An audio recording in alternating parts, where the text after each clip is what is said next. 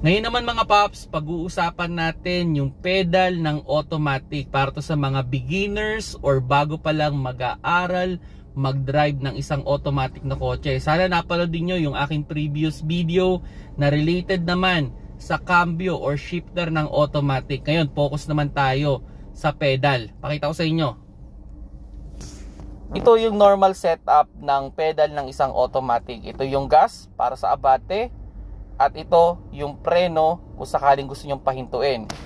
Yung kaliwang paa natin, almost wala na yung gagawin. Okay?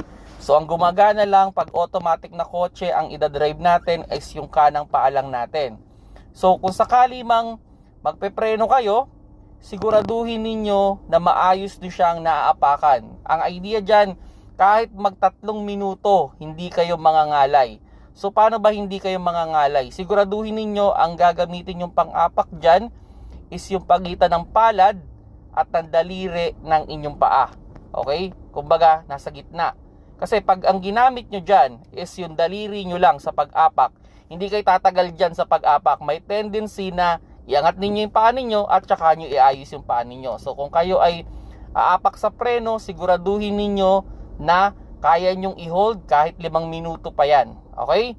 Then, pag aapak naman tayo ng gas, para lang tayo nahihiya niyan. Kumbaga, ang idea, sa pag-apak naman ng gas, pwedeng yung daliri lang ng paa, yung pinagpe-press natin.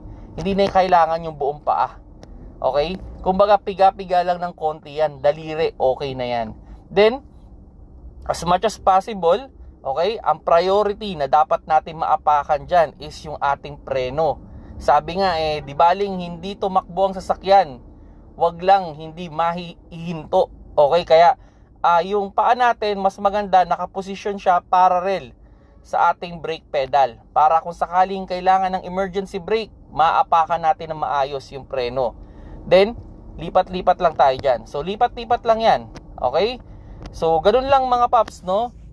So, ganun lang mga paps, sana nakakuha kayo ng idea with regards automatic na pedal, ano? Again, pag kayo ay aapak ng preno, siguraduhin ninyo na kahit 3 minuto pa na nakahold yung paa ninyo, kaya ninyo. Then, pag umaapak naman kayo ng gas, parang nahihiya lang yung paa ninyo.